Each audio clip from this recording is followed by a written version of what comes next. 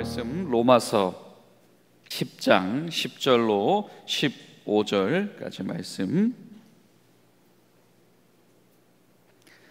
한 절씩 교독하여 올리겠습니다. 로마서 10장 10절부터 15절까지 말씀. 사람이 마음으로 믿어 의에 이르고 입으로 시인하여 구원에 이르느니라.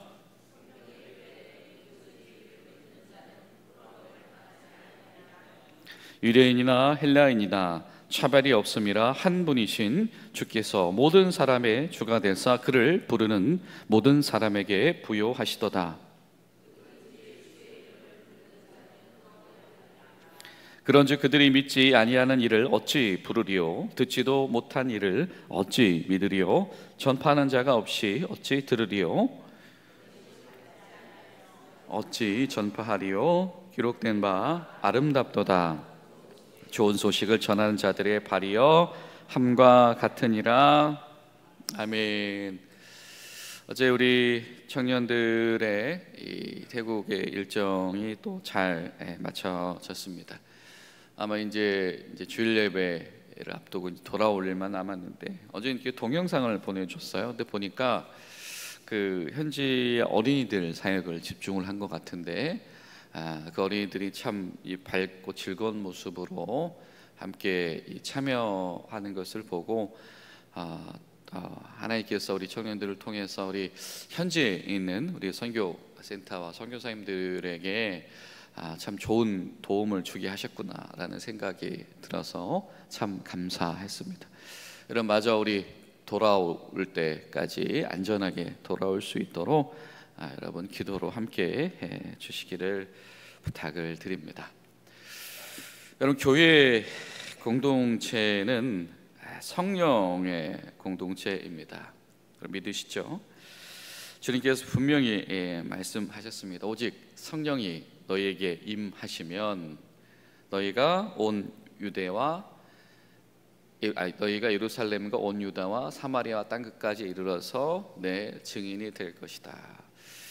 예수님께서 이 말씀을 왜 하셨냐면 그 제자들의 질문이 그 앞서서 이렇게 나왔었죠.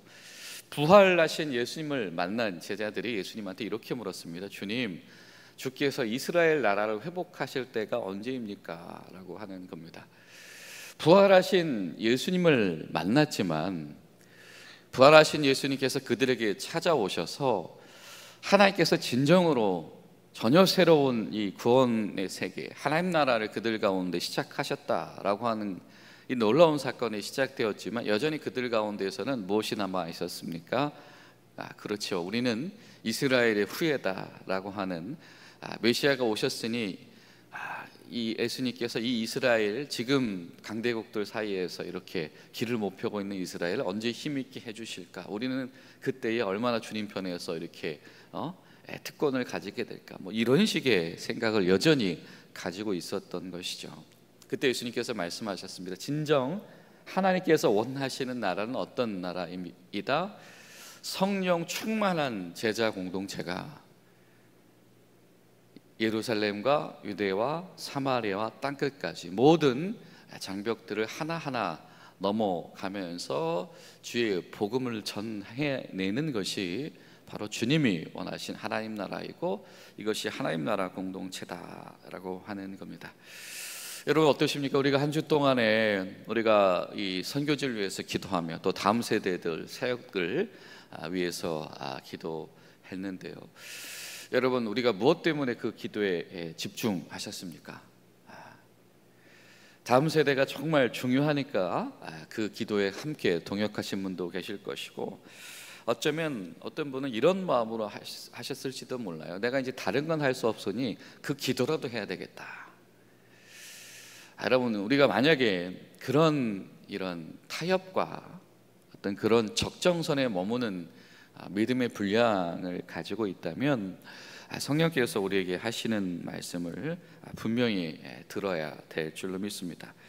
예수님께서 말씀하셨죠. 때와 시기는 내가 알 바가 아니다. 이거 누가 정하신 거다? 아버지께서 정하신 것이다.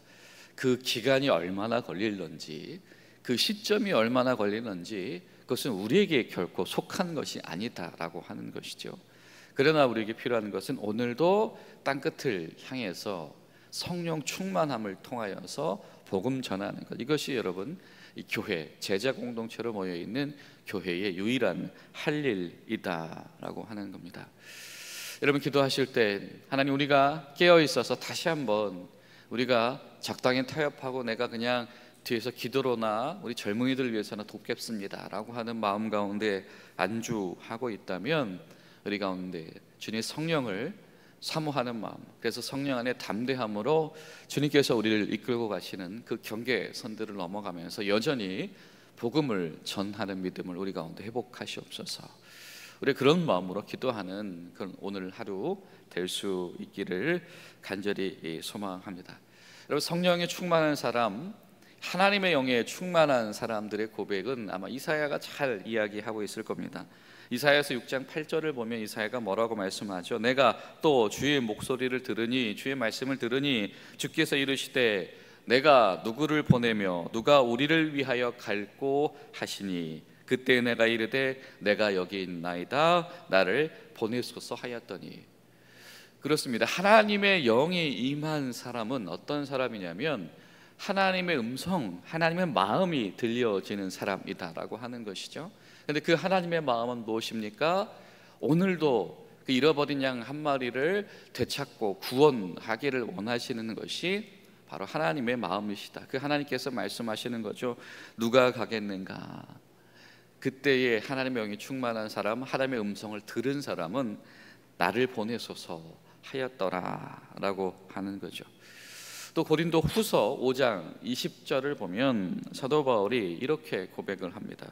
그러므로 우리가 그리스도를 대신하여 사신이 되어, 제자 공동체 사도들은 예수님을 대신해서 보낸 사람, 예수님의 사신이다라고 하는 겁니다. 너희를 권면하시는 것 같이 그리스도를 대신하여 간청하노니 너희는 하나님과 화목하라. 하나님과 화목하라라고 하는 것이 무엇입니까? 예수 그리스도의 십자가의 구원을 인정하고 주님을 주권적으로 받아들여서 하나님의 자녀로의 관계 속으로 들어와라 라고 하는 거죠. 그런데 이것을 어떻게 말한다? 내가 예수님 대신에 당신들에게 말한다 라고 하는 겁니다. 여러분, 우리가 하나님의 이름으로, 주님의 이름으로 한 영혼을 하나님 나라로 초청하는 사건은 그냥 내가 잘하는, 내가 내 입으로 누군가를 이렇게 그들의 인생 가운데 관여하는 사건의 수준이 아니라 사도 바울은 그것을 무엇이라고 인지하고 있습니까? 오늘 이 순간도 내가 예수님을 대신해서 이 말을 전하는 것이다 라고 하는 겁니다. 아이고, 우리 사장님이 직접 오셨어야 되는데요, 우리 선생님이 직접 오셨어야 되는데요, 이 말씀을 꼭 전하라고 하셨어요. 이 마음이다 라고 하는 것이죠. 여러분, 저와 여러분이 증거하는 복음 증거가 예수님께서 하셔야 되는 그 말을 저 여러분이 대신해서 하도록 맡겨주셨다. 이거 어마어마한 사건인 거죠. 여러분, 이런 위대한 감격이, 이 복음 증거자들의 감격이 우리 가운데 회복될 수 있기를 간절히 소망합니다. 오늘 우리가 읽은 본문도 마찬가지죠. 사도 바울이 로마에 있는 교회들에게 이렇게 편지를 썼습니다. 사람이 마음으로 믿으면, 그 속으로 예수 그리스도의 복음을 받아들이면 그냥 사람의 제도의 율법이 아니라 하나님께서 마음속에 새겨주시는 그 예수 그리스도의 주 되심을 받아들이면 어떻게 된다? 의로움에 이르게 된다라고 하는 것입니다.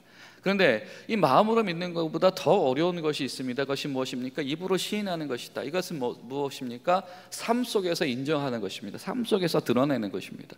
그 사람이 바로 구원에 속한 사람이다, 하나님 나라에 속한 사람이다 라고 하는 것이죠. 로마 시절에 기독교인으로 이것이 유대인 공동체 속에서 드러나건 헬라인 공동체 속에서 드러나건 이것은 결코 개인의 삶 가운데 유익한 일이 아닐 수가 있습니다. 그렇죠? 입으로 시인한다라고 하는 게 무슨 교리함송한다 이런 차원이 아니에요. 삶 속에서 그가 기독교인이다라고 구별되기, 분류되기 시작을 한다라고 하는 겁니다. 사실상 이것은 분류에 가깝습니다. 네가 마음으로 예수님을 영접하면 하나님이 주시는 의로움을 선물로 받게 될 것이고, 네가 세상 속에서 기독교인으로 분류되기 시작을 하면 그곳에 하나님 나라가 임하게 된 것이다. 여러분, 우리가 저와 여러분의 삶 가운데 이 기독교인으로 분류되는 역사가 우리 가운데 멈추지 않게 되시기를 축원합니다. 자, 근데 더 파격적인 선언을 하세요. 무슨 선언을 하냐면 11절에 누구든지 그를 믿는 자는 부끄러움을 당하지 아니하리니, 아마 이 기독교인이라고 하는 것 때문에 이 세상 가운데서 차별이 많을 것입니다. 많은 사람들 가운데에 이 어떤 불리한 부분들을 많이 당하게 될 것이죠. 그런데 이것이 세상 가운데에서 이런 처지가 예수 믿는 것 때문에 곤란하게 된 것이 하나님 보시기에는 전혀 불쌍한 일이 아니다라고 하는 겁니다. 사람의 자기 연민 속에서는 그것이 불쌍하게 여겨질지라도 하나님이 보시기에 주의 복음 전하는 자들의 어떤 현실의 처지는 전혀 불쌍한 것이 아니다. 왜? 주님께서 하늘의 상급을 이미 예비하셨기 때문이다라고 하는 것이죠. 여러분, 우리 가운데 복음 전하는 자들에게 담대함들이 있게 되기를 간절히 소망합니다. 유대인이나 헬라인이나 모두에게 부여하신 주님은 다 예비를 하셨다라고 하는 겁니다. 자, 그런데 13절에 드디어 파격이 펼쳐집니다. 그런데 그러므로 누구든지 뭐래요? 주의 이름을 부르는 자는 구원을 받으리라. 근데 이것은 10계명 위반이거든요. 몇 계명 위반입니까? 3계명 위반입니다. 여러분 잘 기억하시는 것처럼 하나님은 자신의 이름을 가르쳐 주시지 않으셨어요. 모세가 말했죠. 하나님, 내가 우리 동족들한테 돌아가서 출애굽하라고 하셨다라고 해도 내가 그들에게 당신을 뭐라고 소개합니까? 그때 하나님께서 자신의 이름을 뭐라고 가르쳐 주셨죠? 나는 스스로 있는 자이다. 나는 지금도 나이고 나는 그때도 있는 나일 것이다 라고 말해라 라고 말씀하셨습니다. 그리고 십계명을 들어서 너는 나 외에 다른 신을 두지 말 것이며 그리고 너를 위해서 어떤 형상도 만들지 말 것이며, 세 번째가 무엇이었죠? 여호와 이름을 망령되이 일컫지 말 것이다. 이 이름 뭐냐면 마치 다른 우상, 이 제물 섬기는 우상 신앙들에서 그 신들의 이름 소환하듯이 하나님 이름을 소환하지 말라는 뜻이거든요. 그것이 예배 제의적인 상황이 됐건 아니면 개인과 개인이 맹세하는 사건이 됐건 여호와 이름을 가지고 그렇게 여호와 이름을 소환하지 말라라고 하는 이야기입니다. 그런데 누구든지래요. 심지어 누구든지 그 이름을 불러라라고 하는 것은, 이것은 사실상은 이 10계명 3계명하고 굉장히 상충되는 이야기입니다. 이거는 그토록 금의 어떤 그냥 일반 기타 종교에서 하는 것처럼 신의 이름을 자기 앞으로 호소하는 일이거든요. 근데 하나님께서 말씀하시는 거예요. 하나님께서 그렇게 되기로 작정하신 것이 십자가의 사건이다라고 하는 겁니다. 부를 수 없는, 소환할 수 없는 그 하나님의 이름을 불러도 되게 하신 사건. 이게 그러니 너희는 하나님과 화해라 라고 하는 것. 이 세상 가운데 있는 이 세상 속에 있는 한 존재인 인간은 창조해 주신 하나님과 결렬되어진 사이죠.